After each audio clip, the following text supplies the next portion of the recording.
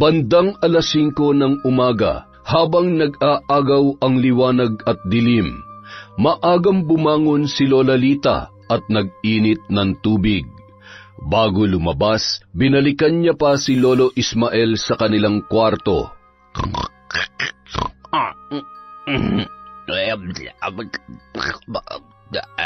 Abat, ano kayong napapanaginipan ng mokong na ito? Siguro'y nambababae ka sa panaginip mo, no? Aray, naman, ang aga-aga mo naman manakit. Bakit ka ba nanghahampas? Kung gusto mo pang tumabi sa akin ay halika, mahiga ka pa rito. Hindi yung magkasalubong na naman yung mga kilay mo na tig-3 piraso na lamang. Tigilan mo nga ako, Ismael. Kaya ayaw na ayaw kitang pinatatambay sa tindahan dahil malamang kung sino-sinong babae ang sinisipat mo. At pati sa panaginip mo ay pinagpapantasyahan mo pa. Ano ba sinasabi mo dyan? Hindi totoo yan. Ano ka ba naman, Lita? Kung kailan naman tayo tumanda ng ganito ay ngayon ka pa naging selosa. Ay, kahit marami maganda at sexy dyan ay... siguradong hindi naman sila papatol sa akin. Ay, ganon, ha? Asa na yung bulis tambuko? Kaya pala hanggang panaginip ay pinagpapantasya mo na lang kung sino man babae ang sinipat-sipat mo. Bumangon ka ng lintik ka. Bumili ka ng tinapay at asukal at kaping-kape na ako. Ay! Ay, ito na nga, babangon na. Tutupin ko lang muna itong mga ito. Ay, inaantok pa ako. Ganda pa naman ng panaginip ko. Minsan lamang makakamay sa magandang dalagay na udlot pa. Aray, ang kati-kati na naman ng pet ko. Kaya ayaw ko nag-uulam na sardinas at mukhang magnanaknak na naman itong... Habang patuloy sa pagkamot, ay nakakunot noon namang naghihintay sa labas ng kwarto si Lola Lita at nakapamewang pa. Baka gusto mong bilisan dyan. Abay, ano pang kinakamot-kamot mo? Ilang buwan na kitang napapansin na panay ang kamot. Siguro ay hindi ka na naman nagpapalit ng brief mo kaya nangangati ka na. Ay, wala ito. May nakapasok lang na langgam. Akin na yung pambili. Huwag ka na masyadong maingay at natutulog pa si Bimbo. Puyat pa naman yun. Madaling araw na nung umuwi. Ay, ayan. Ayusin mo ang pagbili. 1/4 na asukal, tsaka tinapay. Samahan mo na rin ng konting bilis at makapagdating mo ay malamig na itong inilit kong tubig. Matapos yon, agad na kinuha ni Lola Lita ang walis tingting, lumabas sa bahay at sinundan ng tingin ang noon ay papalabas niyang asawa sa tarangkahan na si Lolo Ismael. Nagsimula na siyang magwalis sa harap ng kanilang bahay. Habang nagwawalis, mula sa di kalayuan, may naririnig siyang iyak na natitiyak niyang nagmumula sa kapitbahay nila na si Kaloy. Napatanaw pa siya sa kinaroroonan ng bahay noon. Mahigit 1 dekada na nang muling bumalik si Kaloy sa kanilang baryo kasama ang anak nito sa kanyang kinakasama. Siya na ang nagpalaki at nagpaaral sa bata. Kilala din yon bilang matapang at walang sinisino kahit sarili nitong kamag-anak. Kaya naman, kahit nagiging usap-usapan na ang tungkol sa pananakit niya sa sarili niyang anak, ay walang sino man ang nagtatangkang makialam. Sakto naman napatapat si Lolo Ismael sa bahay noon habang naririnig niya ang mga palo ni Kaloy at halos tumitili na sa pag-iyak ang anak niyang 13 taong gulang pa lamang. Dahan-dahan niyang inihakbang ang kanyang mga paa at pilit na pinakikinggan ang sinasabi ng lalaki sa anak nitong si Ella. Napakatigas ng ulo mo. Hanggat nandito ka sa poder ko, ako ang susundin mo. Sa susunod na hindi ka sumunod sa gusto ko, mapapatay talaga kita. Pareho lang kayo ng nanay mo, mga walang kwenta. Tay, tama na po. Tama na. Huwag na huwag kang lalabas ng bahay, ha? Sa oras na suwayin mo pa ako, ibibiting kita ng patiwarik. Nanginginig ang tuhod na nakasuksok sa sulok at patuloy sa paghikbi si Ella. Kitang-kita niya ang nanlilisik na mata ng kanyang tatay Kaloy habang iniinda ang mga latay sa iba't ibang parte ng kanyang katawan. Opo, hindi na po, Tay. Hindi na po. Samantala, bigla namang binilisan ni Lolo Ismael ang paglalakad habang umiiling-iling. Nakaramdam siya ng labis na awa para sa dalagita mula nang maliit pa lamang. Halos araw-araw na pinagmamalupitan yon ng kanyang ama. Wari nila, kay Ella ibinubuhos ni Kaloy ang galit niya sa ina ng bata. Nang makarating sa tindahan si Lolo Ismael, agad naman nakiusisa ang tindero dahil rinig doon ang pagpupumalahaw ni Ella at ang galit na boses ni Kaloy. Ma Ismael, mukhang may happy na naman yung kapitbahay mo ah. Sinabi mo pa, kawawa talaga yan si Ella. Hindi na lumaki dahil sa bugbog at palo ng Kaloy na yan. Ay, dapat kasi nung pa in-report niya sa DSWD. Sabagay, nakakatakot kalabanin si Mang Kaloy kung sarili niyang anak nasasaktan niya. Paano pa kaya yung ibang tao na magsusumbong? Totoo yan. Binata pa lamang yan ay kinatatakutan na yan dito. Sarili niyang kapatid at pinsan ay muntik na nga niya mapatay, kaya walang nangangahas na magsumbong.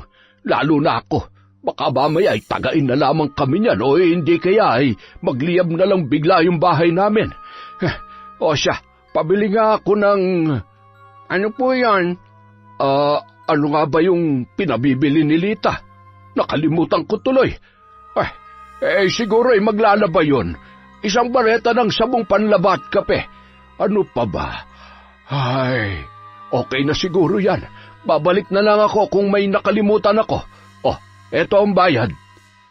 Matapos mailagay sa supot ang kanyang pinamili, agad nang lumakad ang matanda pabalik sa kanilang bahay.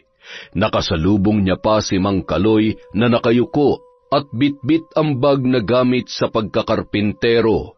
Nagkatitigan pa sila ni Lolo Ismael, sabay yumuko na lamang at nagpatay mali siya ang matanda. Pakinig niya ang kalabog ng kanyang dibdib nung mga oras na yon. Lagi rin kasing dala noon ang kanyang malaking kaluban. Kilalang matapang at walang inaatrasan si Kaloy. Lalong naging mas bantog yon maging sa mga karatig lugar nang minsang mapabalita na nakapatay ng aswang. Umuwi kasi yon kasama ang kanyang kinakasama na ipinagbubuntis pa lamang si Ella. Bagamat buntis ay natipuhan yon ng aswang na matagal na ring nambibiktima maging sa iba pang lugar. Mapangahas na pumasok yon sa bahay kaya naman napuruhan ni Kaloy gamit ang kanyang itak. Kinaumagahan, isang matandang babae na pinaghihinalaang aswang ang napabalitang patay dahil sa napakarami noong sugat. Para masigurong hindi na sila mababalikan ng mga kalahi noon, ay agad din nilisan ni Kaloy ang baryo kasama ang kanyang kinakasama. Bumalik lamang yon nang tuluyan na siyang hiwalayan ng nanay ni Ella at nagpasyang doon na permanenteng manirahan kasama ang kanilang anak. Samantala, napakamot ulo na si Lola Lita sa kahihintay sa kanyang asawa. Nakapamewang yon at sumandal sa may tarangkahan, nakatanaw sa naglalakad na si Lolo Ismael at palingon-lingon sa bahay ni Mang Kaloy. Ang aga-aga ay talagang pinaiinit ng gurang na to ang ulo ko ah. Hoy! Baka gusto mong bilisan ang paglalakad at malamig na yung tubig. Kahit kailan talaga inuuna mo pa ang pagiging tsismoso mo. Binilisan na lamang ni Lolo Ismael ang kanyang hakbang at pangising-ising lumapit sa kanyang asawa. Huwag ka na magalit dyan, baka tumanda yung itsura mo. Yan na yung pinabili mo. Bareta at kape, anong gagawin ko sa mga ito? Tatamis ba yung kape mo kapag nilagyan ko ng sabong panlaba, ha? Napakabobo mo talagang utusan. Aray ko, masakit. Huwag ka na magalit. Ibabalik ko na lamang. Ibabalik? Tapos anong oras ka na naman makakauwi? Yan ang problema sa iyo Kapag napapakwento ka na, nawawala na sa isip mo ang bibilhin mo. Ulyanin ka na talaga. Ay naku, nang gigigil ako sa iyo. Napapakamot ulo namang bumangon si Bimbo para usisain kung bakit nag-iingay na naman ang kanyang Lola Lita. Lola, ano po ba't ang aga-agay? Napakaingay nyo naman. Ano pa nga ba? Itong lola mo kahit kailan ay hindi na tumama sa inutos ko. Tingnan mo ito, Apo. Ang sabi ko'y bumili ng tinapay at asukal. Ang binili ay bareta. Ay, mamumuti talaga't malalagas ang lahat ng buhok ko sa'yo. Nakakainis ka. Pasensya na. Nakalimutan ko nga. Ay, kayo talaga. Lola, wag na kayong magalit. Hindi po ba't nagbilin ako sa inyo kahapon na yung asukal at tinapay na binili ko ay iniligay ko muna sa may bigasan para hindi lang gamin? Ay, oo nga, nakalimutan ko rin. Buti naman at pinaalala mo. Ay siya, pasensya na kung naistorbo ang tulog mo. Maigi pa magkape na muna tayo at bumalik ka na lang sa pagtulog pagkatapos. Hindi na po ako makakatulog kapag nagkape na ako, Lola. At saka, lalong hindi po ako makakatulog kung maghapon yung aawayin si Lolo. Sige na, Apo. Matulog ka na ulit. Tatambay na lang muna ako sa tindahan pagkatapos magkape ng hindi na magbungangayan lola mo. Ay sus! Ako pa lumabas na masama. Ismael, hindi ako magiging ganito kaingay kung hindi ka pasaway. Mula noon hanggang ngayon di ka na nagbago. Ewan ko ba kung bakit ako nagtsatsaga pa sa'yo. Ga naman, huwag ka na kasi nagagalit. Sige ka, madadagdagan yung wrinkles mo at lalong humahaba yung uso mo. Tigilan mo ako. Ikaw na magtimpla ng kape nang matapos ko na itong winawalis ka. O na, ipahinga mo na rin yung bunganga mo. Yan likod mo pala. Ako na magwawalis dyan. Pumasok ka na sa loob. Aba, magkakasipon pa yata ako Ay, ibang klase talaga tong lolo at lola ko. Ay, ang sakit tuloy ng ulo ko. Kung kailan naman nagka-girlfriend na ako sa panaginip, tsaka pa na-istorbong tulog ko. Pambira naman talaga. Nagtatrabaho sa isang karinderya sa bayan si Bimbo bilang kusinero. Yun kasi ang talentong ipinamana sa kanya ng kanyang yumaong ama at ina. May sariling restaurant ang mag-asawa, ngunit sa kasamaang palad, namatay yon dahil sa sunog kasama ng negosyong ipinundar nila sa Maynila. 15 taon pa lamang noon si Bimbo, ngunit hanggang sa kasalukuyan, hindi niya pa rin maiwasang malungkot kapag naaalala niya ang kanyang nanay at tatay. Sa kabilang banda, habang nagtatrabaho si Kaloy sa bahay na pinapaayos ng dalagang si Patricia, nakangiting pinagmamasdan siya noon. Napahanga ang babae sa magandang pagkakaayos ng kanyang kusina. Nagkakilala sila nang minsang pumasyal si Patricia sa bahay ng isa sa malapit na kaibigan ng kanyang ama. Si Mang Kaloy din kasi ang isa sa mga trabahante nang pinapagawa nila ang kanilang bahay. Maayos kasi yung magtrabaho, kaya kahit may kasungitan, maraming kumukuha sa kanya na karaniwan ay umaabot sa mga karatig baryo. Kung may kasamahan o katuwang sa pagtatrabaho, ay kalmadong ginagawa lamang niya ang nakatoka sa kanyang gawain at hindi gaanong nakikipagkwentuhan. Gusto niya kasing matapos agad ang kanyang ginagawa, lalo na't mag-isa lamang sa bahay si Ella. Nung maliit pa yon, kasama niya ang bata kapag siya ay nagtatrabaho. Nagdadala lamang siya ng bigas at duyan na tutulugan ng kanyang anak. Kapag wala namang trabaho, taniman ng gulay at nyugan ang kanyang pinagkakaabalahan. Kinuha ni Patricia ang isang pitsil ng tubig at baso sa kusina at tinawag si Mang Kaloy. Kaloy, uminom ka muna ng tubig. Kanina ka pa nagtatrabaho dyan, siguradong nauuhaw ka na. Agad namang lumapit si Kaloy sa babae. Salamat, Patricia. Grabe, ang init ngayon. mas lalo tuloy sumasakit ang ulo ko. Bakit? May lagnat ka ba? Masama bang pakiramdam mo? Ay, wala. Masyado ko naman maalalahanin. Ay, sumasakit lang ang ulo ko sa dami ng iniisip, tapos dumagdag pa ang pasaway kong anak na saksakan ng tigas ng ulo. Yung anak mong si Ella? Bakit? Mukha naman siya mabait ah. Mukha lang anghel yun, pero habang tumatagal ay nagiging pasaway na at lakwatsera. Alam mo, nagsisisi nga ako na pinag-aral ko ang batang yun eh. Sa halip na maging masunurin, natuto pang sumagot-sagot sa akin. Baka naman nangangatwiran lang. Anak ko lang siya, at kung ano sabihin ko, dapat sinusunod niya. Akong bumubuhay sa kanya, no? Ako lahat mula nung layasan kami ng magaling niyang ina, kaya wala siya sa mundong to kung wala ako. Utang niyan lahat sa akin, kaya wala siyang karapatang suwayin ako. Alam mo, Kaloy, mahirap talaga kapag nagdadalaga na at walang ina. Ako nga, nung nawala sa akin ang nanay ko, halos hindi ko na alam kung paano itutuloy ang buhay ko eh. Kaya naiintindihan kong nararamdaman ng anak mo.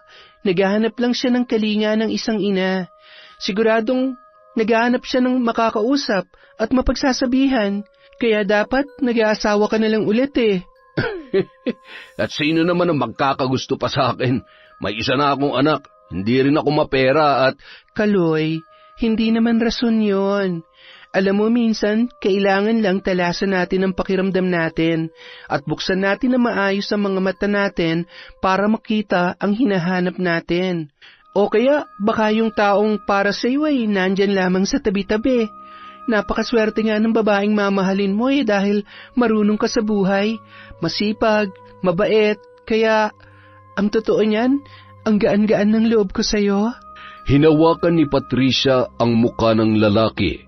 Halos hindi makapagsalita si Kaloy, lalo na nang marahang hagkanyon ni Patricia. Malay mo, kaya ka pala iniwan ng kasintahan mo noon dahil akong babaeng nakalaan para sa'yo. Matagal ko na ring hinintay na makatagpo ng katulad mo. At ngayon nandito ka na. Hindi na kita pakakawalan pa, Kaloy. Sa kabilang banda, palingon-lingon si Atoy bago lumusot sa tarangkahan ng bahay ni Ella. Pagkatapos ay sumilip muna siya sa awang ng pinto at siniguro na wala doon si Mang Kaloy. Ella? Ella, nandyan ka ba? Naririnig mo ba ako? Nang marinig ni Ella ang boses ng kanyang kaibigan, agad siyang bumangon at dahan-dahan na naglakad papunta sa may pintuan. Atoy, anong ginagawa mo rito? Hindi ka rin pumasok? Recess naman, kaya tumakas muna ako. Doon ako dumaan sa may likod ng classroom natin. Nag-alala kasi ako sa iyo eh. Ano ba nangyari? Pinalo ka na naman ba ng tatay mo? Oo. Hindi naman nabago yon. Hindi ko alam kung kailan ulit ako makakapasok. Nagalit siya dahil ginabi ako ng uwi. Ayaw niya maniwala na gumawa lamang tayo ng project. Kaya ayun, mula kagabi hanggang kaninang umaga, pinalo-palo niya ako. Baka hindi na ako makapasok pa, Atoy. Huwag ka magkukwento sa mga kaklase natin, ha? Pati sa teacher natin. Nakakahiya. Baka pagtawanan nila ako. Huwag ka mag-alala. Wala naman akong ibang pagsasabihan. Ay, napakasama talaga ng ugali ng tatay mo. Huwag ka mag-alala. Kapag nakapagtapos na ako at gumanda ang buhay ko, itatakas kita dito at hindi na tayo magpapakita sa tatay mo. Hindi ka na niya masasaktan. Oh, ito nga pala. Bumili ako ng suman. Sa'yo na lang yan. Baka hindi ka pa kumakain. Inilusot yun ni Atoy sa maliit na awang para maibigay sa kanyang kaibigan na si Ella. Alis na ako ha. Huwag ka mag-alala. Kung hindi ka pa makakapasok bukas, babalikan ulit kita. Huwag ka nang umiyak at sundin mo na lang muna ang tatay mo para hindi ka na niya masaktan. Kahit ano sabihin niya, huwag mo na lang sagutin, ha? Maawa ka dyan sa katawan mo. Puro ka na lang pasa at latay. Ay. O sige na, babay na Ella. Kainin mo na agad yung suman at uminom ka na maraming tubig. Salamat, Atoy. Umalis ka na at baka mapagalitan ka pa ng teacher natin. Agad nang lumusot si Atoy sa bakod at tumakbo papunta sa kanilang eskwelahan. Dalawang babae naman noon ang napadaan at nakakita sa binatilyo. Ayun! Kaya naman pala nabubugbog ng ama dahil may taglay na kalandian. Siguro kung ano-anong milagrong ginagawa ng mga yan. Oo nga, kay babata pa ay masyado na mapupusok. Ay, sus Mariosep! Nakasilip naman sa may bintana si Ella habang kumakain ng suman at pinagmamasdan ang dalawang babae. Bahagya niyang naririnig ang pagbubulong-bulungan ng mga yon. Mga tsismoso talaga. Wala na kayong ginawa kundi gumawa ng kwento at makialam sa buhay ng iba. Teka. Ngumisi ang dalagita at nag-isip ng paraan kung paano mapapalapit ang dalawang babae na walang tigil pa rin sa pagkukwentuhan. Ang sakit! Tulong! Tulungan niyo po ako! Nagtinginan ang dalawang babae at lumusot sa awang kung saan dumaan si Atoy at lumapit sa may bintana kung saan nagmumula ang boses ni Ella. Kinuha ng dalaginding ang arinola na ginagamit nila sa gabi dahil nasa labas ng bahay ang kanilang CR. Binuksan niya yon at tinitigan, sabay na pangiwi sa panghi ng laman noon. Habang tinatawag ng dalawang babae ang kanyang pangalan at pilit na sinisilip siya sa bintana, ay ibinuhos niya ang ihi sa dalawa. Halos masuka at nagsisigaw ang mga yon sa labas, habang nagpipigil naman ng tawa si Ella na nasa loob ng kanilang bahay. Dapat lang talagang pinubugbog ka ng tatay mo dahil may sa demonyo ka. Buisit, ang panghi-panghi. Kakaligo ko lang eh. Ay, kapag nakita kitang lumabas, sasabunutan kitang maldita ka. Chismis pa more. Wala kayong alam sa pinagdadaanan ko, pero kayo patong kung husgahan ako, parang alam nyo kung anong klaseng buhay meron ako. Kung alam nyo lang, ay, mga biset. Makalipas ang ilang araw, napapansin ni Ella ang tila pagbabago ng kanyang ama. Pinayagan siya nung pumasok at binigyan pa siya ng baon. Gabi na rin kung umuwi yon at pagdating ay natutulog na, bagay na ikinatuwa naman ng dalaga. Naikwento niya ang bagay na yon sa kanyang matalik na kaibigan na si Atoy habang sila ay papauwi galing sa kanilang eskwelahan. Alam mo, Atoy, sana tuloy-tuloy ng pagiging masayahin ni tatay. Hindi ko alam kung paano o ano nangyayari sa kanya, pero nagpapasalamat ako dahil mabait na siya sa akin ngayon. Hindi ko nga alam kung bakit eh. Ay, mabuti naman ang tuluyan ng gumaling ang mga pasamo sa katawan. Alam kong hirap na hirap ka na magsinungaling sa mga teacher at kaklase natin kapag tinatanong ka. Alam mo kung ako sa'yo, magsusumbong na ako. Sigurado makukulong yan tatay mo. Hindi pwede. Hindi ko pa kayang buhayin ang sarili ko. Isa pa, saan naman ako pupunta? Maliban sa'yo, wala namang ibang tutulong sa akin. Sa totoo lang, marami ka pang hindi alam sa kademonyohan ng tatay ko, pero sa ngayon, kailangan ko pa rin naman siya.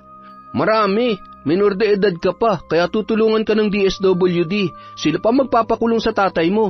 At saka, pwede mo naman hanapin ang nanay mo eh. Atoy, si tatay na lang ang pamilya ko. Iniwan nga ako ni nanay, diba?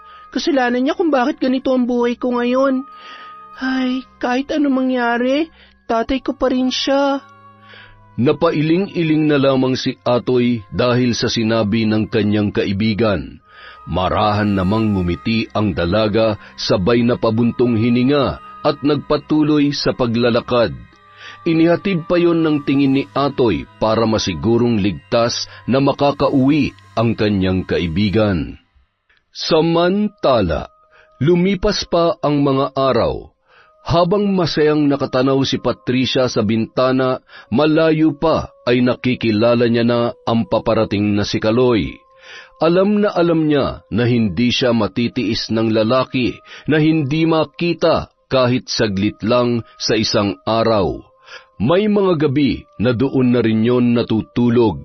Naging mas malalim na ang kanilang relasyon na labis namang ikinatuwa ng babae. Gustong-gusto kasi nung maging parte ng buhay ng mag-ama. Handa siyang tumayo bilang pangalawang ina ni Ella. Kaloy, kumusta? Buti naman napadalaw ka. Magagabi na. Kumusta ang trabaho mo? Napagod ka ba? Paano naman ako mapapagod kapag ganyang kaganda ang ngiting sumasalubong sa akin? Ikaw talaga? Dinadaan mo na naman ako dyan sa pambobola mo, ha? Tuloy ka, halika. Maupo ka muna dito. Ikukuha lang kita ng merienda. Nagluto nga rin pala ako ng ulam para sa hapunan. Sakto, dalhan mo si Ella para naman hindi na kayo mag-isip pa ng kung anong uulamin mamaya. Siya nga pala, nasabi mo na ba kay Ella tungkol sa atin? Malapit na. Huwag mo na munang isipin yan. Ang importante naman ay maayos ang pagsasama natin. Sa madaling salita hanggang ngayon, hindi pa rin niya alam ang tungkol sa atin. Tama ba ako? Darating din tayo dyan. Tsaka siguradong nakakahalata na naman siya. Madalas gabing-gabi na akong umuwi. Tapos may pasalubong pa akong pagkain na padala mo. Yun na nga eh. Nakakahalata naman na pala eh. Bakit hindi mo pa rin masabi? Teka, baka naman ayaw mo lang sabihin sa kanya kasi hanggang ngayon umaasa ka pa rin na magkakabalikan pa kayo ng nanay ng anak mo. Patricia naman, ayan ka na naman eh. Masyado mo namang pinapairal yung pagiging selosa mo. Ano bang gusto mong maramdaman ko? Pakiramdam ko, ikinakahiya mo ko eh. Tinatago mo ko kaya... Ay, huwag ka nang magalit. Sige, sasabihin ko na sa kanya at sa susunod na linggo, ipapakilala na kita sa kanya. Huwag ka nang magtampo. Alam mo namang, mahal na mahal kita eh. Ikaw naman kasi eh. Kailangan pa talaga na magtampo ako, magalit ako para... Tama na. Sorry na. Mahigpit na lamang naniyakap at hinagkan ni Kaloy si Patricia. Matamis ng ngiti naman ang itinugon nito sa kanyang kasintahan. Mababakas sa mukha ng babae ang kakaibang saya na hindi niya maipaliwanag. Hindi na siya makapaghintay sa kanilang pagkikita ni Ella. Nang gabi rin yun, papauwi na si Kaloy nang mapadaan sa bahay ng isa sa mga kasamahan niya sa pagkakarpintero. Nagkakasiyahan ang mga yun kasama ang iba pa nilang katrabaho habang nag-iinuman. Isang 4 kantos at may pulutan na inihaw na isda. Niyaya siya at hindi tumanggi, kaya naman napaupo na rin yun at hindi niya namalayan na naparami na pala ang kanyang nainom. Bandang 11:00 na ng gabi nang siya ay magpaalam sa kanyang mga kainuman. Mga pre, pasensya na ha. Sa susunod na lang ulit. Walang kasama yung anak ko sa bahay at baka hindi pa nag-aapunan yun.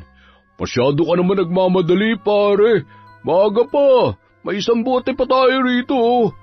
Ay, kung sa bagay, mukhang sanay na sanay ka naman na minabadali mo ang lahat. Si Patricia nga, nakuha mo agad eh.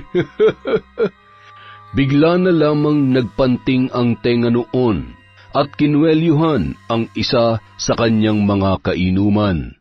Piliin mong tatarantaduhin mo ha.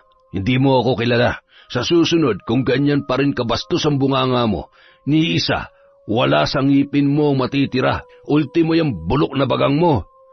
Kinuha ang kanyang bitbit at inayos ang kaluban ng kanyang itak. Dinuro-duro pa ang noon ay halos maihinang kainuman. Mainit ang ulo na umuwi at nagsasalita pa yon habang naglalakad. Nang makarating sa bahay, sa may tarangkahan pa lamang ay tinatawag na ang pangalan ng kanyang anak. Suot ni Ella ang bestidang pantulog, nanginginig ang tuhod at kamay na binuksan ang kanilang pinto. Tay, bakit ho kayo? Lasing po kayo? Hindi ako lasing. O yan, kumain ka. Kumain ka ng marami, ha? Ayos, Ang ganda ng suot mong damit, Buti naman para laging matutuwa si tatay. Akmasanang hahawakan noon ang braso ni Ella nang biglang umiwas ang dalaga. Abat, iniiwasan mo na ba ako? Nandidiri ka, ha? Nanlilisik ang mga mata at hinila papunta sa isang kwarto si Ella, sabay isinara ang pinto. Wala kang karapatang bastusin ako. Pag-aari kita, At kahit anong gawin ko sa'yo, wala kang karapatang magreklamo. Malinaw naman sa'yo yan, hindi ba? Sagot! Opo, Tay. Opo. Yan!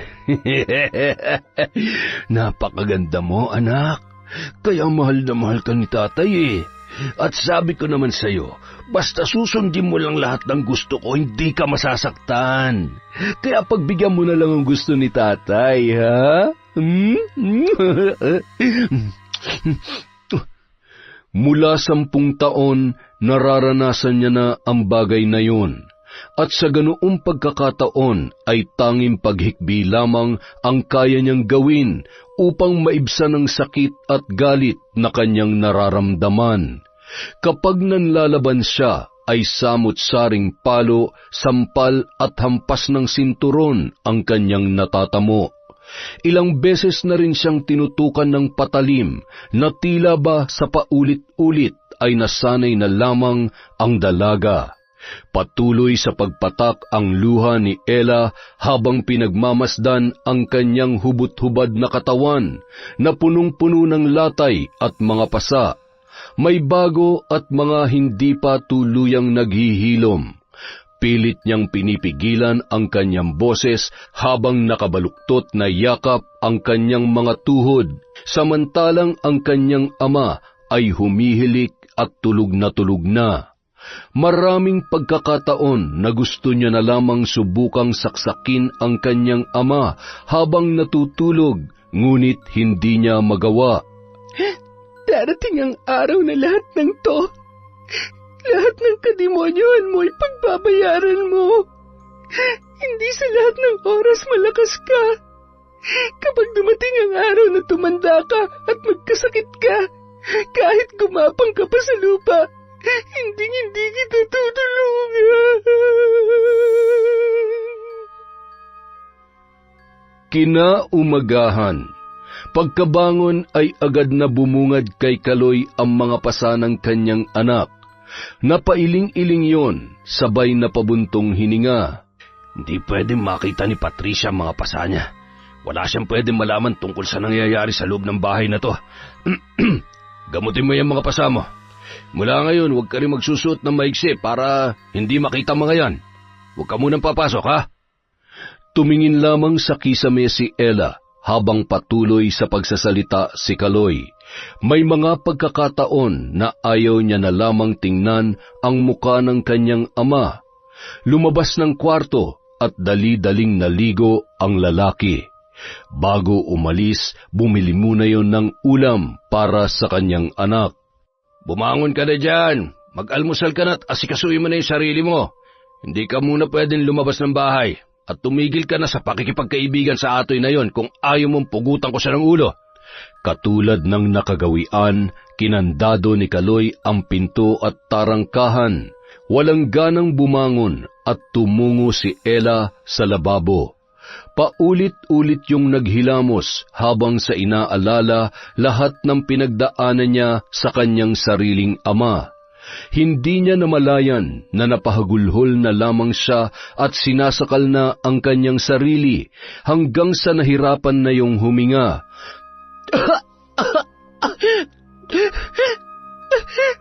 Ayoko na. Pagod na ako sa impyernong bahay na to. Samantala, habang nagkakape ang mag-asawang sina Lola Lita at Ismael, pati na rin ang apo nilang si Bimbo, may kung anong tinatanaw si Lolo Ismael habang hawak ng kanyang kanang kamay ang tasa at ang kaliwang kamay ay kinakamot ang kanyang puwet. Lo, ano ba yan? Ano ba yung lagi niyong kinakamot? Kailan ba naman tumigil sa pagkakamot yan, lolo mo? Kaya huwag kang magkakamaling gamitin ang sabon niya kung ayaw mo magkaroon ng mapa ng Pilipinas yung put mo. Jesus, kaya pala nagtataka ako kung bakit minsan may bigla na lamang tumutubong buni dito sa tagiliran ko. Ikaw palang salarin, Lo? Ano magagawa ko? Halos 1 taon ko nang ginagamot ito. Habang tumatagal ay lalong lumalaki at... wala namang amoy pero saksakan ng kati. Ay, lintik ka! Kapag ako nahawa niyan ay palalayasin kita rito. Ayan, mag-aaway na naman kayo. Hamot, bibilhan ko kayo ng mas mainam na gamot sa galis, sa pangangatilo. Maigi pa, Apo, para sumarap-sarap naman ang tulog ko. Maiba ko. Nakikita niyo pa ba si Ella? Mukhang hindi na lumalabas ng bahay. Baka naman nabuntis na ng kasama niya laging si Atoy. Parang kagabi ay umuwi na namang lasing si Kaloy. Lo, tumigil na nga kayo sa pakikiusyoso sa mag-amang yun. Maigi nang nag-iingat. Alam nyo naman. Hayaan mo siya. At kapag yan ay nahuli ni Kaloy na nakikipaghuntahan dun sa tindahan, mapuputulan ka talaga ng dila, Ismael. Sinasabi ko sa iyo, kung kailan ka pa tumanda ay doon ka pa naging tsismoso. Buti sana kung tama yung sinasabi mo mali-mali naman. Kaya talagang hindi na ako magtataka kung mabubugbog ka dahil sa katabilan ng dila mo. Kung sakali man na hindi na kaya ni Ella ang pananakit sa kanya, siguradong siya na mismong gagawa ng paraan para takasan ng tatay niya, o di kaya ay magreklamo. May isip naman na siya. Nakakaawa nga kung iisipin, pero hindi rin naman natin alam kung anong buong kwento. Malay mo may kasalanan din siya kaya siya napag-iinitan ng ama niya, o sadya talagang may saltik lamang yung si Kaloy. Hay! Ang nakakatakot, kung may iba pang kalokohang ginagawa yang si Kaloy kay Ella. Nako, kawawa yung bata kapag nagkataon. Lagi pa naman siyang lasing. Abat, talaga namang hihirit ka pa. Ismael, sinasabi ko sa iyo kung gusto mo pang mabuhay ng matagal, itiko mo yung bibig mo. Baka makita ka na lang namin na nakahandusay dyan sa daan. Wag naman sana. Ako nga'y di na halos tumatambay. Lumalabas na lamang ako kapag bumibili ng kape at ano nga ba yon? Sabon panlaba. Sabon panlaba ka na naman. Bibili lamang ng kape, inaabot naman ng siyam-siyam. Mas marami pa yung kwento, mali-mali pa ang binibili. Napakamot ulo na lamang si Bimbo at pasimpleng iniwan ang lolo at lolo niya na noon ay nagbabangayan pa rin. Maya-maya pa lumabas muli ang binata at ipinakita sa dalawang matanda ang larawan ng mga patay na manok na pinasa sa kanya ng kanyang kaibigan sa Karatig Barangay. Grabe, napakarami naman. Imposible naman na kagagawan ng tao yan. Laman loob lang ang pinuntirya. Nako, baka may aswang na naman na pag-alagalat ng bibiktima ng mga hayop dito. Hindi naman na bago yan. Sadyang may aswang dito sa lugar natin. Mabuti nga at hayop lamang ang binibiktima. Nung kapanahunan namin ay halos gabi-gabing nambibiktima ng mga buntis ang mga yan. Pati na rin yung mga may sakit. Nung ipinagbubuntis ko ang tatay mo noon, kung ano-anong pangontra ang ginagamit namin, may taboy lamang ang mga aswang na umaali-aligid hanggang sa may panganak ko siya. Kaya ikaw, mag-iingat ka.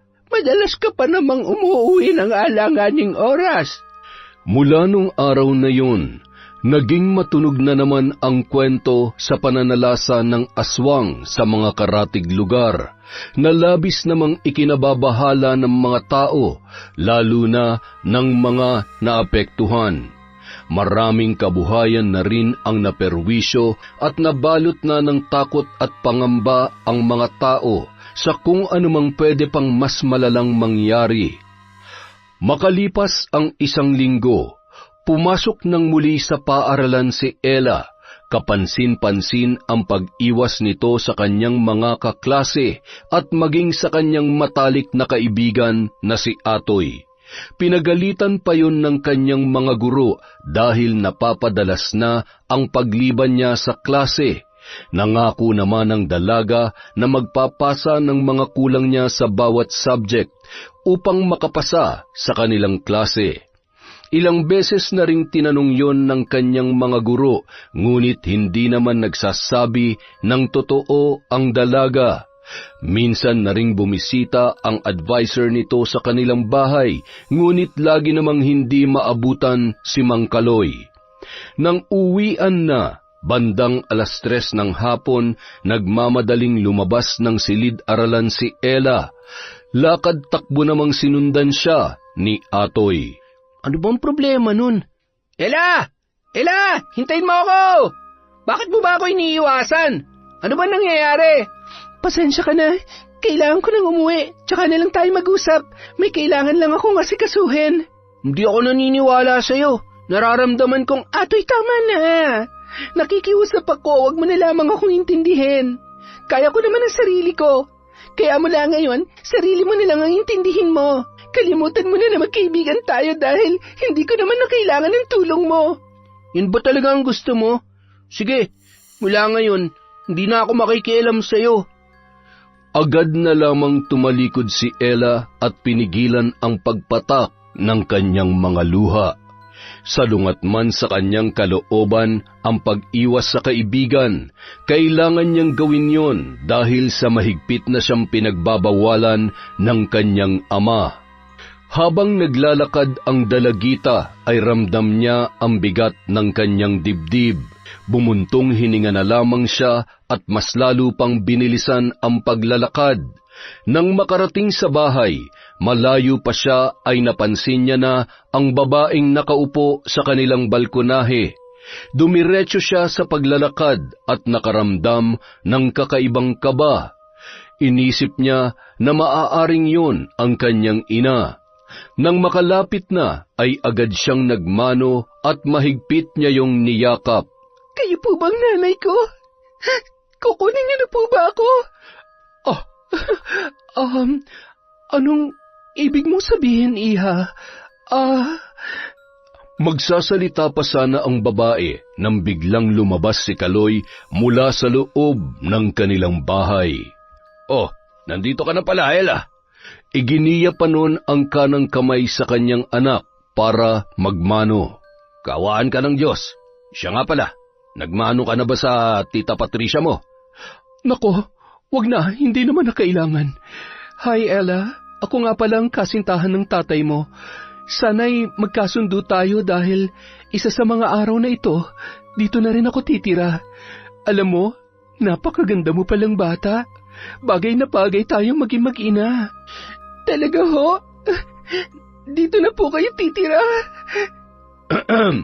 Darating din tayo dyan, pero hindi pa sa ngayon. Matagal pa yon, pero gusto kong magkakilala at magkasundo kayo. Wala naman pong problema sa akin kung dito na po titira si Tita Patricia. Gusto ko nga po yun para may nanay na ako at... Pag-uusapan muna namin yan ng Tita Patricia mo. Mabuti pa, magmerienda ka na at magsaing pagkatapos. Kasabay natin siya maghapunan. Kami na lang ng papa mo magluluto ng ulam. Talagang-talaga na pala siya. Mukhang magkakasundo nga kami ng anak mo. Sabi ko sa'yo, diba? Mukhang naghahanap lang siya ng kalinga ng isang ina. Alam mo, malaking bagay kung may tatayong ina para sa kanya. Ay, maninibago ka sa bahay naming to. Masyadong malayo sa itsura ng tinitirhan mo. Uuwi-uwi pa rin naman ako sa bahay. Pwede rin naman na dito na lang tayo tumira. Lumipat na lamang si Ella ng eskwelahan sa susunod na pasukan. Pansamantalay, dito muna tayo. Makalipas ang ilang linggo, sa patuloy na pangungumbinsi ni Patricia kay Kaloy, tuluyan na ngang pumayag yon na magsama na sila sa iisang bubong. Masayang-masaya naman si Ella.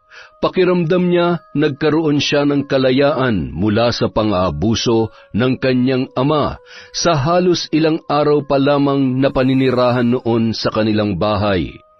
Isang araw, habang nasa trabaho si Kaloy at nag-aasikaso naman sa kusina si Patricia, napansin niya na hirap kumilos ang dalaga at nagsusuka. Habang nagbibihis si Ella ay biglang pumasok si Patricia sa kwarto ng dalaga. Kitang-kita niya ang mga lumang pasa sa katawan nito. Ella, ano nangyari sa mga yan? Wala po. Sadyang hindi lang po ako maingat kaya lagi akong nagkakapasa. Sandali lang po Buntis siya. Hindi ako maaari magkamali. Habang sumusuka sa lababo, marahang pinagmamasdan ni Patricia ang katawan ng dalaga at pinakikiramdaman yon. Kung masama ang pakiramdam mo, Huwag mo na lamang pilitin ang sarili mong pumasok. Okay lang po ako, tita. Kaya ko naman po. Sigurado ka ba? Namumutla ka, kaya hindi na po kasi ako pwedeng lumiban sa klase. Dahil baka po kasi, wala po. Sige po, tita. Aalis na po ako. Sige. Mag-iingat ka. Nang makaalis si Ella, sinundan pa rin yon ng tingin ni Patricia. Tumingin siya sa kawalan, sabay matamis na ngumiti at napailing-iling. Bandang 4:00 ng hapon, pagdating ni Ella galing sa paaralan, nagpaalam si Patricia na uuwi muna sa kanyang bahay dahil may importante siyang aasikasuhin. Tita, huwag na po kayong umuwi.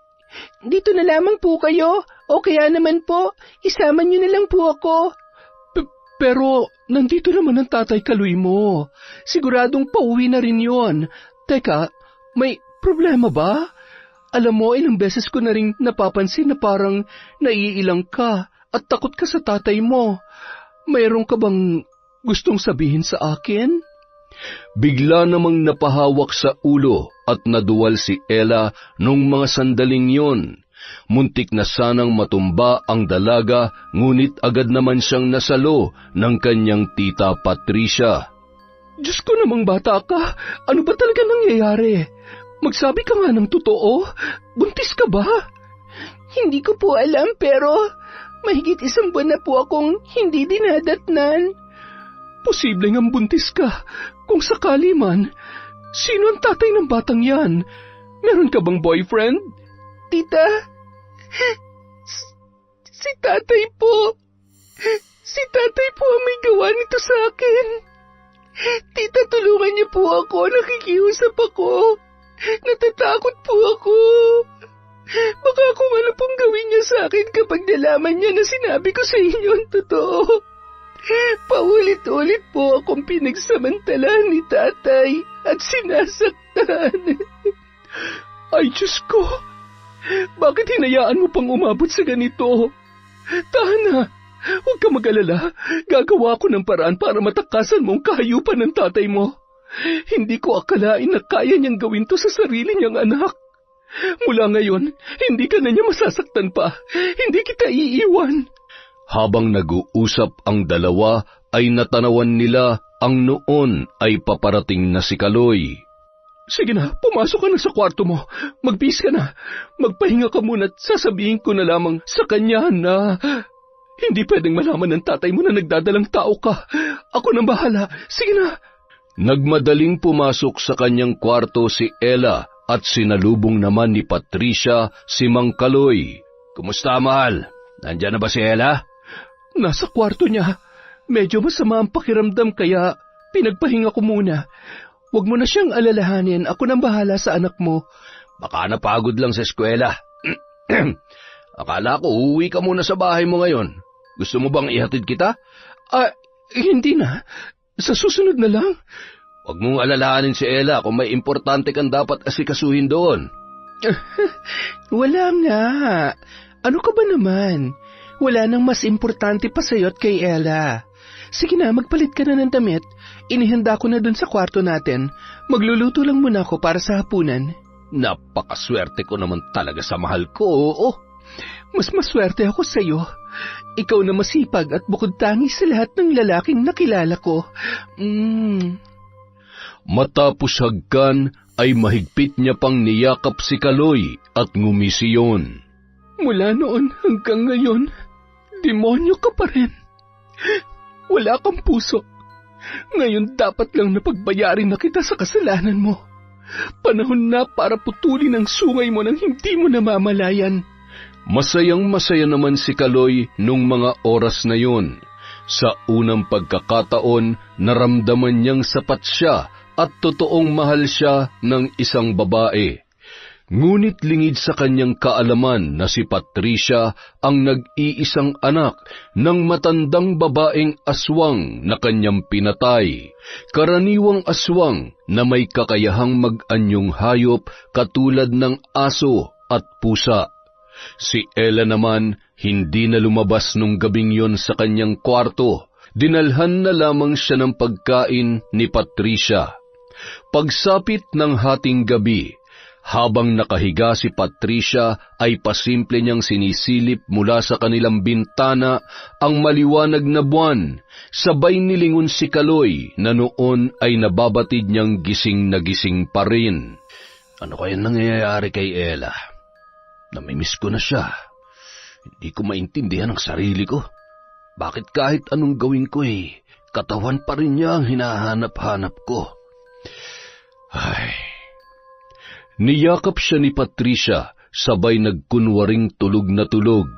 Maya-maya, inalis niya ang kamay ng babae nang mapansin niyang humihilik na yun. Pumunta yun sa kusina at kinuha ang kutsilyo, sabay inilagay sa kanyang tagiliran. Dahan-dahan niyang binuksan ang pinto ng kwarto ni Ella. Dahan-dahan niyang hinila ang kumot dahilan para magising at muntikan ng mapatili ang dalaga. Ngunit agad namang tinakpan ng kamay ni Kaloy ang kanyang bibig at tinutukan ng kutsilyo sa kanyang leeg. Huwag kang gagawa ng kahit na anong ingay kung ayaw mong laslasing ko yung leeg mo. Tay, maawa po kayo. Tama na. Sige, patayin niyo na lang ako. Patayin mo na ako para mawala na rin ang batang nasa sinapupunan ko. Ang batang bunga ng kademonyohan ninyo. Anong ibig mo sabihin? Buntis ka? Oo, kaya mas gugustuhin ko pa mamatay na lang kesa mabuhay sa kahihiyan. Ano pang hinihintay nyo? Patayin nyo na lang ako. Nanginginig sa galit at nanlilisik ang mga mata. Gulong-gulo ang isipan nung mga sandaling yun. Sa ayaw at sa gusto mo, bubuhayin mo ang batang yan. Hindi mo pwedeng sabihin kahit kanino kung sino ang totoong tatay niyan. Aalis tayo sa lugar na ito at magsisimulang muli sa lugar kung saan wala ni isang nakakakilala sa atin. Nakasilip sa awang ng pinto, kitang-kita at rinig na rinig ni Patricia ang mga sinabi ni Kaloy. Dahilan para hindi na magdalawang isip pa ang babae na magpalit anyo. Maya-maya lamang bigla niyang sinunggaban si Kaloy sa tagiliran. Napasigaw si Ella at nanlaki ang mga mata. Hindi yun makagalaw sa kanyang posisyon habang nakikitang nakikipagbuno ang kanyang ama sa isang napakalaking aso. Hindi isang aswang na katulad mo makakapatay sa akin. Kung noon nagawa ko ng patayin ang isa sa mga kalahi mo, ngayon kaya rin kitang patayin.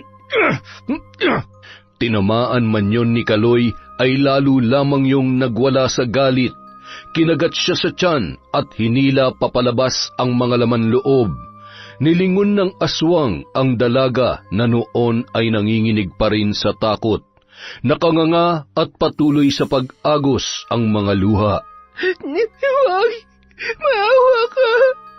Huwag mo akong papatayin! Agad na lumabas ng pinto ang halimaw at muling nanumbalik sa normal niyang anyo.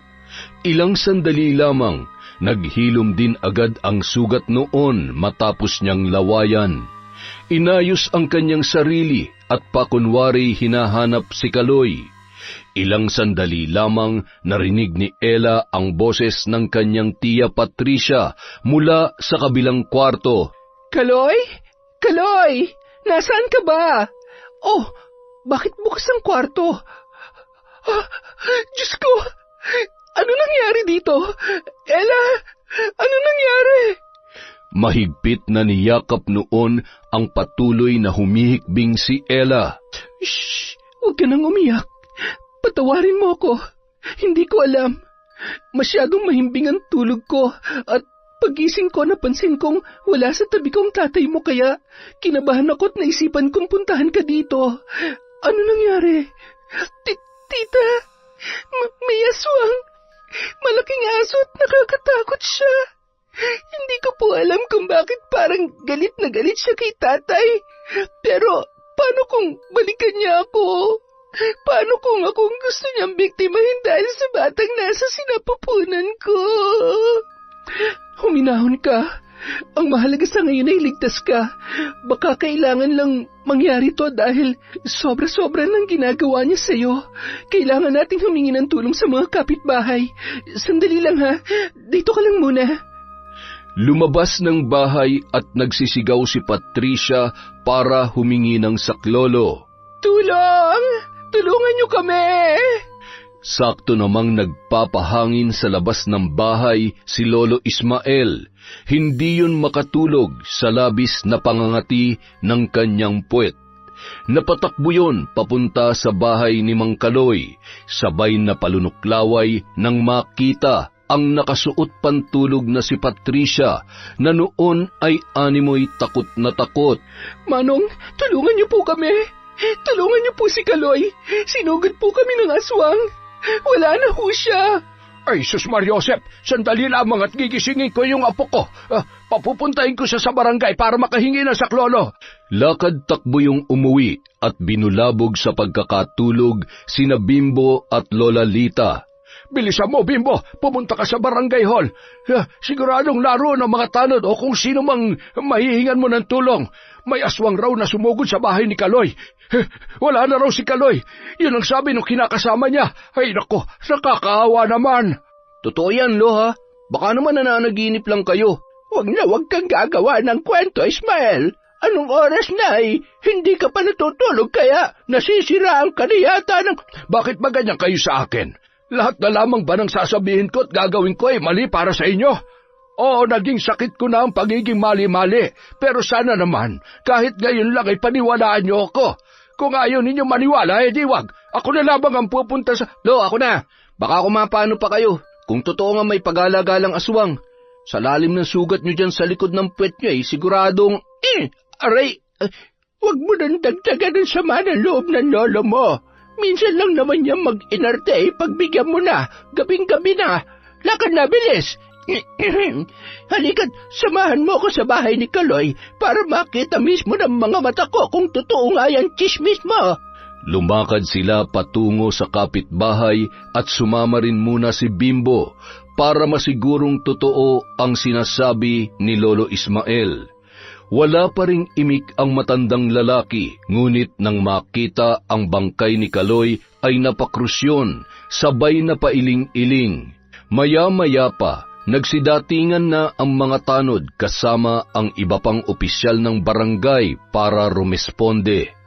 Yun ang tumulong para maisaayos ang bangkay ng lalaking biktima. Nabalot naman ng takot at samut-saring opinyon ang mga tao sa baryong yon. Makalipas ang isang araw, matapos mailibing si Mang Kaloy, sigurado ko, binalikan lamang si Kaloy ng kalahi ng aswang na pinatay niya noon. Siya lang naman ang sinaktan at yung dalawa niyang kasama sa bahay ay ligtas naman. Maaaring tama nga yung sinasabi mo. Baka ginantihan lamang siya. Pero kailangan pa rin natin mag-ingat. Baka mamaya ay mamihasa ang aswang at mambiktima pa ulit. Mahirap na. Buti na lamang at mabait ang kinakasama niya. Kita niyo naman kung gaano niya inaalagaan si Ella. Lakas ng loob ng batang yan. Hindi ko man lamang nakitang umiyak ng inilibingan tatay niya. Paano naman ho iiyak Alam niyo naman ho kung paano siya binubugbog ng tatay niya nung nabubuhay pa. Baka nga nagpasalamat pa yan siya, napahaba ng kwentuhan natin. Teka, ano nga ba yung pinabibili ni Mrs.? Patay, nakalimutan ko na naman. Siya, babalik na lamang ako kaysa bumili na naman ako ng hindi ako sigurado at tiyak na magagalit na naman ang napakakalmado kong asawa. Nako, Mang Ismael, sa araw-araw na ginawa ng Diyos, pagchichismis lang naman talaga ang hindi niya nakakalimutan. Samantala. Ano? Masakit pa rin ba ang sikmura mo? Opo, tita. Wala na rin ho halos akong may suka. Mukhang hindi na po talaga ako makakapagtapos ng pag-aaral dahil sa lagay ko ngayon. Bakit naman hindi? Huwag ka mag-alala. Kakausapin ko yung advisor mo. Magtatapos ka. 1 buwan na lang naman. At saka, hindi pa naman nila mapapansin ang tiyan mo. Hanggang kailan ko po itatago ang katotohanan sa mga tao? Ano na lang ang sasabihin nila sa akin kapag nalaman nila na nabuntis ako ng tatay ko? Hindi ko po alam kung bakit kailangan kong pagdaanan to, tita. Huwag kang panghinaan ng loob. Alam mo kasi, ako naniniwala ako na lahat ng nangyayari merong magandang dahilan. Alam mo ba dati, nung namatay yung nanay ko, nagdadalang tao rin ako noon sa unang kasintahan ko. Tinalikuran niya ako kaya wala akong ibang pagkukuhaan kundi si nanay lang. Kaya lang iniwan niya pa rin ako. Wala akong mapuntahan. Nagpatalo ako sa lungkot at galit dahil doon nawala rin yung batang nasa sinapupunan ko. Yun ang pinakamasakit na parte ng buhay ko, Ella. Kaya ikaw, alam ko marami pang magagandang bagay na mangyayari sa'yo. May kapalit ang lahat ng sakit at hirap na pinagdadaanan natin. Inihahanda lang tayo ng pagkakataon para sa mas magagandang bagay. Salamat po, tita. Salamat po dahil kahit hindi niyo naman talaga ako kaano-ano, itinuturing niyo akong tunay na anak. Alam niyo, iniisip ko po minsan, mahal din kaya ako ng nanay ko. Hinahanap niya rin kaya ako. Siguradong mahal na mahal ka niya. Maaaring may malalim siyang dahilan kung bakit mas pinili niyang sarili niya nung araw na iniwan ka niya sa tatay mo. Huwag mo na lamang problemahin ang mga bagay na wala ka ngayon. Nandito ako at pinapangako ko sa iyo na kahit anong mangyari, hinding-hindi kita iiwan, Ella. Mula ngayon, ako na ang nanay mo. Salamat po. Pwede ko po ba kayong tawaging nanay? Oo naman. Nanay, alam mo ba, matagal ko nang pinapangarap yan. Ikaw rin ang tumupad sa pangarap kong maging isang ina.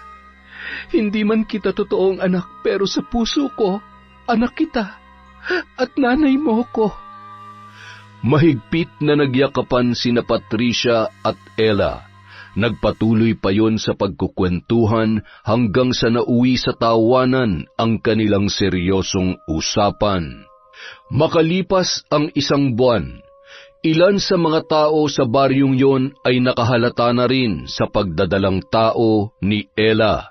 Samut-saring panghusga ang natanggap niya, ngunit sa pagkakataong yun ay handa na siyang harapin ang kahit na ano pang marinig at sabihin ng ibang tao sa kanya. Hindi nagkulang sa suporta at pagpapalakas ng loob ang kanyang kinikilalang ina na si Patricia. Isang gabi, bandang 12:00 na noon, pauwi si Bimbo mula sa kanyang trabaho. Isang malaking asong kulay itim ang nakita niyang sumuot sa bakod ng bahay ni Ella. Sinundan niya yon ng tingin at laking gulat niya nang makita ang pagpapalit anyo noon bilang isang normal na tao. Kumaripas siya ng takbo at halos masira ang kanilang pinto sa lakas ng kanyang pagkakakalampag. Lolo! Lola! Buksan niyo to! Ismael! Bumangon ka na! Nandiyan na nga po mo! Bilisan mo! Masakit ang likod ko at ayaw ko nang bumangon! Sabi nang bumangon ka eh! Aray ko! Bakit ka ba nananakit? Ay, babangon na nga eh! Kamot ulo at tila pasuray-suray pang naglakad si Lolo patungo sa pintuan. Nagkamot na naman ng puwet nang maramdaman ang labis na pangangati. Sabay inamoy-amoy niya pa yon bago binuksan ang pintuan. Bimbo! Hoy! Abat! Gumising ka! Ay, napano ang batang ito? Ay, lintik ang panghi! No, lasing ka ba? Bakit ka umihi sa salawal mo? Nang marinig yon ni Lola Lita, masakit man ang kanyang likod ay napilitan niyong bumangon. Tinulungan niya pa si Lolo Ismael na buhatin ang kanilang apo, papunta sa may sala at inasikaso yon hanggang sa magkamalay. Lola, salamat sa Diyos at buhay pa ako. Ano ba nangyari sa'yo? Hindi ka naman na may anak. bakit nahihi ka sa salawal at nawalan ka pa ng malay? Lola, alam ko na po kung sino yung aswang. Yung aswang na pumatay kay Mang Kaloy. Anong ibig mong sabihin, Apo? Si Patricia ho ang aswang. Yung nanay-nanayan ni Ella.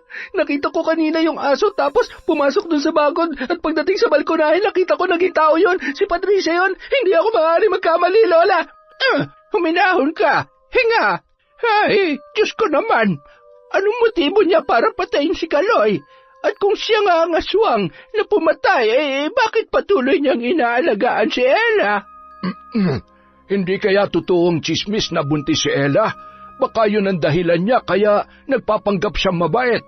Kung ganun, nasa alanganin din ang buhay ni Ella. Kailangan po natin siyang tulungan. Mahirap kalabanin ng mga aswang. Hindi natin basta-basta mapoprotektahan at maililigtas si Ella kung wala tayong sapat na alam para labanan ng aswang na yan. Kinikinabutan tuloy ako. Alam ko na po, kailangan natin ng tulong ng kaibigan ni Ella. Si Atoy, hindi ba't kilalang antingero yung tatay niya? Sigurado matutulungan niya tayo. Tsaka, hindi niya hayaan mapahamak si Ella. Tama ka dyan, Apo. Maganda yung naisip mo. Pwede bang palipasin muna natin ang gabing ito? Magpahinga ka muna. Ako na bahalang kumausap bukas sa tatay ni Atoy. Nako, sasabakot baka kung ano pang iba mong masabi, mapahamak pa tayo. Ako'y wala ni katiting na tiwala dyan sa bibig mo. Sobra ka naman talaga sa akin, ga. Masyado na ako nasasaktan dyan sa mga sinasabi mo, ha? Aray, ang kati talaga nitong visit na to, ha? Ala, sige, kamot pa. Huwag kang hahawak sa akin, ha? Pag ako nahawa niyang buni mo, palalayasin kita o di kay ipapakain kita sa aswang. Kinabukasan, umaga pa lang, usap-usapan na ng mga tao sa baryo ang aswang dahil sa mga manok na natagpuan sa iba't ibang bakuran. Nanatili namang tikom ang bibig ni na Lolo Ismael at Lola Lita. Pinuntahan nila ang bahay nila Atoy. Nadatnan naman nila na nagpapanday ang ama nito. Yun kasi ang pinagkakaabalahan noon maliban sa pagiging antingero. Magandang araw po. Ano pong ginagawa niyo dito? Nandito kami dahil alam na namin kung sino ang aswang at... Ako na, Ismael. Maupo ka na lang muna. Di ikaw na. Dapat pala hindi na lamang ako sumama dito Nagagalit ka? Sabi ko naman, di ba ako na? Huwag na ho kayong magbangayan. Sabihin niyo na lamang po sa akin ang sadya ninyo para matulungan ko kayo. Hindi po ba't kayo yung kapitbahay ni na Ella? Oo, kami nga. Kumusta na po kaya siya? Ha? Ay, wala ka bang balita sa kaibigan mo? Nagkikita naman po kami sa school pero hindi na po kami nag-uusap katulad nung dati.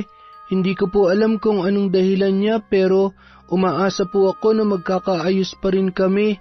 Marami rin po akong gustong itanong sa kanya lalo na po't alam kong may malaki siyang pinagdadaanan ngayon kahit wala na si Mang Kaloy.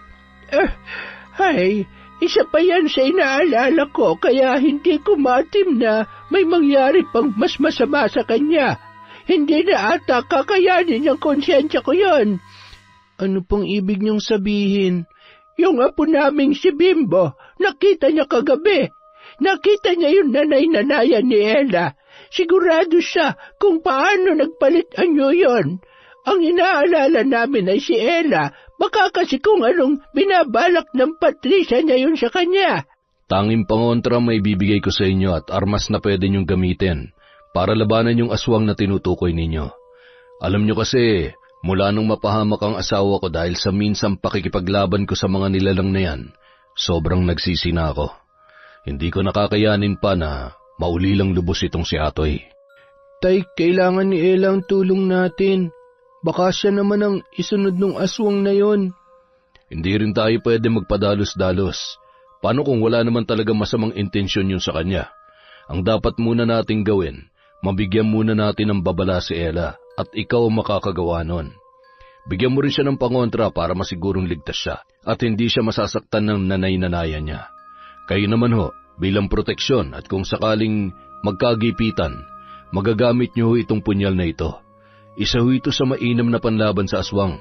Binibigay ko ito sa inyo para protektahan ang sarili nyo, hindi para ipagyabang o di kaya'y basta-basta na lamang gamitin ng walang sapat na dahilan o para lamang pumatay ng inosente. Nagpasalamat naman ang mag-asawang matanda sa tulong na ibinigay ni Arman at agad na ring umuwi ang mga yon. Hindi naman mapakali si Atoy, kaya naman naglakas loob siyang puntahan si Ella. Sakto naman wala doon si Patricia dahil namili yon sa bayan. Atoy, anong ginagawa mo dito? Alam kong ayaw mo na akong makausap pero kahit ngayon lang, makinig ka sa akin. Kalimutan na natin ang mga nangyari noon. Pasensya na. Kailangan ko lang talagang gawin yon dahil ayaw ko may gawin sa'yong masama si tatay. Alam kong alam mo na kung anong ginawa niya sa akin, maliban sa alam mong sinasaktan niya ako. Alam ko naman ang lahat. Hindi ko lang maintindihan kung bakit inilihim mo sa akin ang bagay na yon. Sana sa kahit ano pang paraan na itakas kita sa kanya at hindi na kailangang umabot sa punto na nabuntis niya ako. Atoy, wala ka naman magagawa eh. Nangyari na ang mga nangyari. Ngayon, alam mo na ang lahat. Alam ko na pinandidirihan mo rin ako katulad ng ibang tao rito sa baryo natin. Katulad ng mga kaklase natin na tinitingnan ako mula ulo hanggang paa na punong-puno ng panghusga. Ganyan ba talaga ang tingin mo sa akin? Oo, umiwas ako sa'yo. Kasi yun ang gusto mo pero hindi ibig sabihin na nagbago ako. Magkaibigan pa rin tayo at kahit anong mangyari, hindi ko kaya may mangyaring masama sa'yo. Kaya makinig ka sa akin. Kailangan mo mag-ingat dahil ang totoo, yung nanay-nanayan mo, posibleng siyang pumatay sa tatay mo. Aswangan nanay-nanayan mo, Patricia. Hindi totoo yan. Sinungaling ka. Nagsasabi ako ng totoo. May nakakita sa kanya. At ikaw mismo makakapagpatunay kung totoo o hindi ang sinasabi ko sa iyo. Tanggapin mo lang ito. Itago mo to sa bulsa mo. Hindi ka niya masasaktan hanggat tangan mo ang anting-anting na ito. Bibigyan ka rin niya ng sapat na lakas at linaw ng kaisipan para labanan siya sa oras ng peligro. Sabi ni tatay, nakapatay ng aswang ang tatay Kaloy mo noon. Aswang ang dahilan ng pagkamatay niya, kaya posible na dumating si Patricia sa buhay niyo para maghiganti. Aalis na ako, Ella. Ramdam ni Ella na hindi nagbibiro ang kanyang kaibigan dahil sa seryosong muka nito. Dahilan para makaramdam siya ng takot para sa kanyang sarili at maging sa bata na nasa kanyang sinapupunan. Pilit niyang pinagtagni-tagni ang mga pangyayari. Yan kaya ang dahilan kaya lumalabas siya sa gabi? Kaya sobrang tabang niya magluto at kapag ako nagluluto, hindi siya sumasabay sa akin sa pagkain. Diyos ko, huwag naman po sana. Lahat na lang ba ng taong mahal ko, tatraidorin ako? Nang makabalik si Patricia sa bahay ay nagtataka yun dahil hindi lumalabas ng kwarto si Ella. Hindi rin siya mapakali dahil pakiramdam niya ay napakainit na para siyang sinisilaban. Hindi na yun nakatiis at pagkatapos niya magluto ay kinatok niya ang pinto ng kwarto ni Ella. Ella, anak, lumabas ka na dyan. Hindi ka ba nagugutom? Ay, ano bang gagawin ko? Hindi niya rin pwedeng mahalata na may alam ako. Bahala na. Bakit ba ganito nararamdaman ko? Bakit pakiramdam ko ako pang gumagawa ng mali sa kanya? Bahala na. Basta sa ngayon, hindi ko pwedeng ibigay ang buong tiwala ko sa kanya. Ay. Ilang sandali lamang, lumabas si Ella mula sa kwarto at nagpanggap na lamang siya na medyo masama ang pakiramdam. Hinawakan siya ni Patricia at nagulat yon nang tila ba bigla siyang napaso. Okay lang po ba kayo, Nay? Oo, anak. Okay lamang ako. Sige na, kumain ka na. Maliligo lamang ako at masyadong maalinsangan ang panahon. Ngumisi si Ella nang mapansin ang takot sa muka ng kanyang nanay Patricia. Mukhang mabisa nga ang anting-anting na ito. Huwag ka mag-alala, anak. Kung hindi ako nagawang protektahan ng sarili kong magulang, kahit buhay ko ay tatayo ako para sa'yo, masiguro ko lamang na hindi ka mapapahamak. Hindi ako makakapayag na pagdaanan mo ang impyernong buhay na dinanas ko sa poder ni tatay.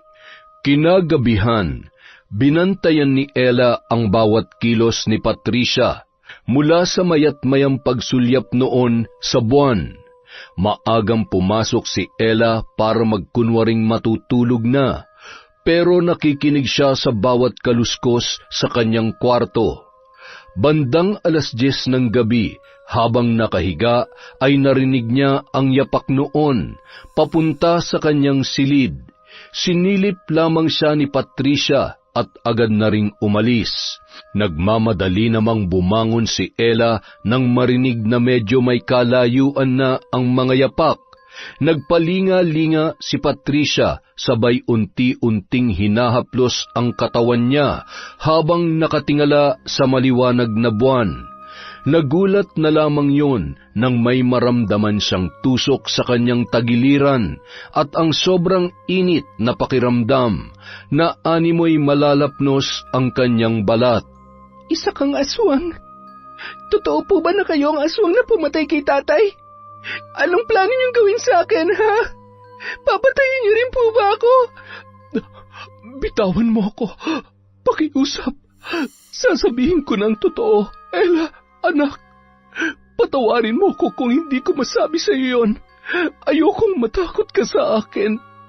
Ayaw mo matakot ako o para paglaruan ako at gagawin mo rin biktima sa dulo? Hindi totoo yan. Sa kabila ng kahiyupan ng tatay mo at kagustuhan ko maghiganti dahil sa pagpatay niya sa nanay ko, na minsan hindi sumagi sa isip ko na idamay ka. Mas lalong nadagdagan ang galit ko sa kanya nang malaman kong ginawa niya sa'yo. Yun na nagtulak sa akin para patayin siya. Niligtas lang kita ng gabing yon sa kademonyohan ng tatay mo. Hindi ako masama. Oo, aswang ako. Pero hayop lamang ang kinakain ko. Hindi ko hinihingi maniwala ka sa akin, pero kung talagang sa tingin mo masama ako, sige, itarak mo ang kutsilyong yan sa katawan ko. Patayin mo ko. Minahal ko na kayo bilang tunay kong ina. Gulong-gulo na po ako. Hindi ko na po alam kung sinong dapat kong pagkatiwalaan. Anak, maaaring hindi tayo magkadugo. At oo, aswang nga ako. Buntis ka kaya isa kang malaking tukso para sa akin. Magkaiba man ang dugo na nananalaytay sa ating katawan, pero sa puso, anak kita. Napahagulhol na lamang ang dalawa at mahigpit na nagyakapan. Patutunayan ko sa iyo na wala akong masamang intensyon. Gagawin kong lahat para maging karapat-dapat na maging ina para sa iyo. Pipilitin kong makabalik sa normal. Hindi naman ako magiging aswang kung hindi ko tinanggap ang batong isinalin sa akin ni nanay bago siya binawian ng buhay. Dahil sa galit ko sa tatay mo at sa kagustuhan kong makapaghiganti, tinanggap ko yon. Ngayon, wala nang dahilan pa para manatili akong halimaw. Hindi ko rin naman gustong makaparwisyo pero kailangan kong uminom ng dugo at kumain ng laman loob ng hayop. Sige na, pumasok ka na sa kwarto mo at isara mo na maayos ang pinto. Kitang-kita ni Ella ang tuluyang pagpapalit anyo ng kanyang nanay Patricia at dahan-dahan yung tumakbo papalayo. Napahawak siya sa kanyang tiyan nang makaramdam ng kaunting paghilab dahil sa labis na takot. Sinunod niya na lamang ang bilin ng aswang. Nung mga sandaling yun, batid niya na nagsasabi ng totoo ang kanyang nanay Patricia, at sa kabila ng malinaw na katotohanan, nasisiguro niyang ligtas siya at ang batang nasa kanyang sinapupunan. Kinaumagahan, pinuntahan ni Ella si Atoy sa bahay nito. Totoo lahat ng sinabi mo sa akin tungkol sa pagkatao ni Nanay Patricia, Pero hindi siya masama katulad ng iniisip mo. Hindi niya ako sasaktan. Paanong hindi? Nagawa niyang patayin yung tatay mo. Hindi ba? Di pa ba sapat na dahilan yon para... Niligtas niya lang ako sa kapahamakan ng gabing yon. Kung hindi dahil sa kanya, hanggang ngayon hindi pa rin natatapos ang kalbaryo ko sa paulit-ulit na panggagahasa sa akin ni tatay. Kung talagang mabuti siyang tao at naniniwala ka mabait siya, anong pinunta mo rito? Tulungan natin siya makabalik sa normal. Gusto niya pa maging normal katulad natin. Alam ko na matutulungan tayo ng tatay mo, di ba? Meron naman paraan, di ba? Habang nag-uusap ang dalawa, ay bigla namang lumabas ng bahay si Arman na noon ay nakikinig sa kanilang usapan. Posible naman ang bagay na yan. Basta bukal sa kalooban niya na maging normal ulit at tatalikdan niya ang pagiging aswang. Meron akong kakilala na maaari natin puntahan. Mamayang gabi, kailangan mong makumbinse ang nanay Patricia mo na pumunta dito. Mas ligtas kung dito isasagawa ang ritual, malayo sa mga tao. Ay, sana'y hindi na makarating pa sa ibang taon tungkol sa kanya. Dahil pag nagkataon, hindi lahat ng tao maniniwalang mabuti siya. Ang aswang ay mananatiling halimaw para sa karamihan. Sana'y hindi madulas si Mang Ismael sa mga nakakausap niya sa sentro. Nung araw ding yun, bago sumapit ang dilim, magkasama sina Ella at ang kanyang nanay Patricia na pinuntahan ang bahay nina Atoy. Nadatnan nila doon ang isang albularyo na magiging katuwang ni Arman sa pagsasagawa ng ritual. Ilang sandali pa, matagumpay nilang naibalik sa normal si Patricia, ngunit kailangang manatili yun doon sa loob ng 3 araw dahil sa labis na panghihina ng kanyang katawan. Samantala, kinabukasan, hindi makabangon si Mang Ismael dahil sa inaapoy siya ng lagnat. Halos 2 araw nang hindi nakakatayo at inaatake ng hika ang matandang lalaki. Bimbo, tingnan mo nga ang lagay ng lola mo sa kwarto. Isang araw lang na hindi ko pinayagan na lumabas at tumambay ay nilalagnat na. Sakit niya na talaga yata yan. Kapag hindi makapagchismis ay sumasama ang pakiramdam. Agad namang pumasok sa kwarto si Bimbo at kinumusta ang kanyang lolo. Lolo, kaya pa ba? Bumangon na kayo at nako, mapag-iiwanan na kayo sa balita.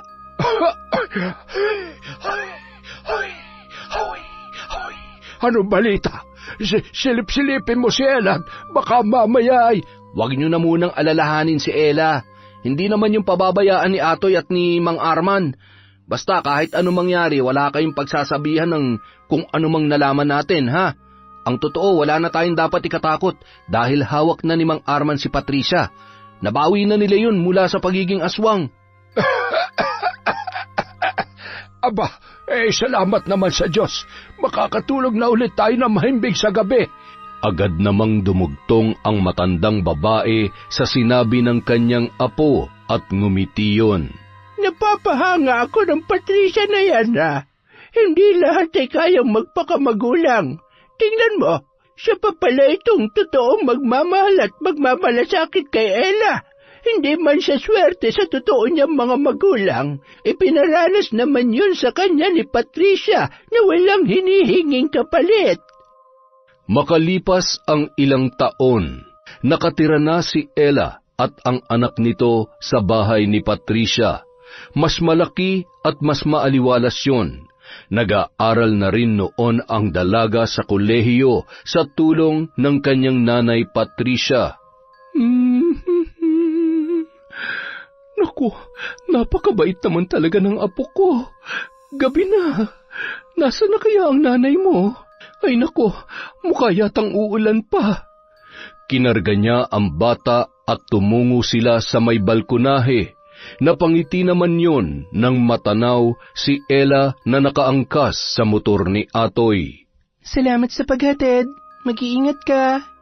Huwag masyadong mabilis ang pagpapatakbo. Tandaan mo, isa lang ang buhay mo.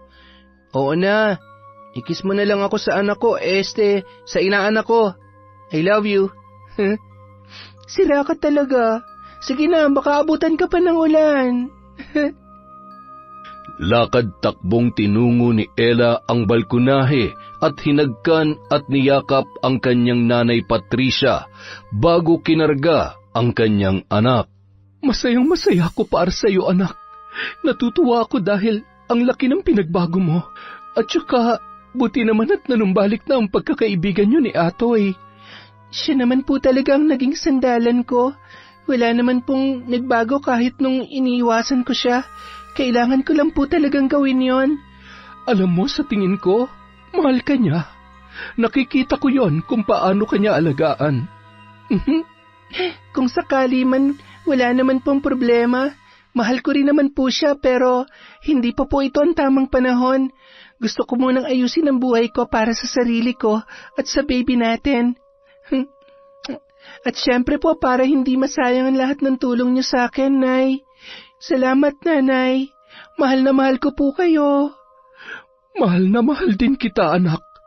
Lalo na itong napakabait kong apo.